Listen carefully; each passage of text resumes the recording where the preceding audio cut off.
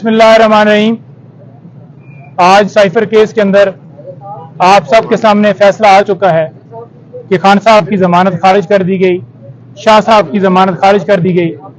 आपने ये भी देखा, पहले आपके सारी डिटेल्स बताई हमने कि हमारी तरफ से जब आर्गूमेंट्स किए जा रहे थे तो तमाम हकायक कोर्ट के सामने रखे। उस वक्त जो है मीडिया भी वहां पर मौजूद था और कोर्ट के भी बड़े वाज़ेह जो है रिमार्क से, जिससे लग रहा था कि जमानत किसी सूरत जो है वो कैंसिल नहीं हो सकती। लेकिन प्रोसिक्यूशन की तरफ से ये अजीब एक डिमांड आई कि इन कैमरा प्रोसीडिंग करनी है और उसके अंदर एक मजीद मुज़क्का खेज बात ये थी, वो ये कह रहे थे कि लॉ ये हम पढ़ रहे हैं लेकिन लॉ हम आपको नहीं बता सकते कि ये कौन सी किताब है, कौन सा कानून है, कि उसके अंदर भी वो चाह रहे थे कि इसके अंदर भी सीक्रेट रखा जाए कि जिस लॉ का हवाला वो दे रहे हैं। तो ये बातें वहां पर हुई और 30 से 40 मिनट उनके आर्गूमेंट्स हुए।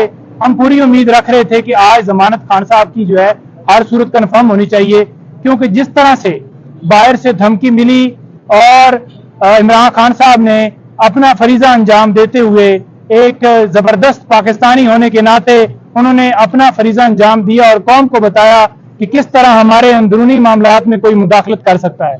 जो इसके अंदर गुनाहगार थे, जिन्होंने ये सारा रोल अदा किया और हुकूमत को गिराया, बजाय ये कि उनके ऊपर कार्रवाई की जाए, खान साहब को पिछली 15 तारीख से इस झूठे मुकदमे में गिरफ्तार किया गया, जिसमें उनको ना पता है ना लीगल टीम को पता है।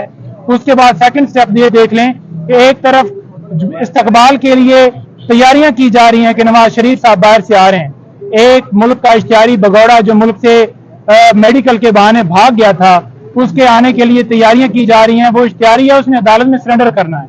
और दूसरी तरफ आप देख लें कि पहले जमानत लगती नहीं है, इतना जो है टाइम गुजर जाता है, कभी पेट खराब है और कभी जज साहब छुट्टी पे हैं और कभी जो है प्रोसिक्यूशन की तैयारी नहीं है।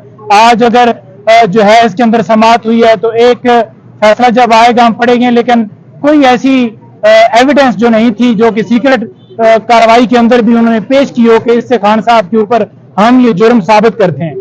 केस क्योंकि उन्होंने बनाया, उन्होंने साबित करना था, लेकिन वो नाकाम रही। बिला वजह न जाने क्यों खान साहब की जमानत जो है वो आज खारिज कर दी गई। इसको हम कल इस्लामाबाद हाई कोर्ट के अंदर चैलेंज करेंगे। गौर साहब ने आपको बताया दोहरा मेयार इंसाफ का किसी कदर कबूल नहीं है, हर एक के साथ एक जैसा सलूक होना चाहिए।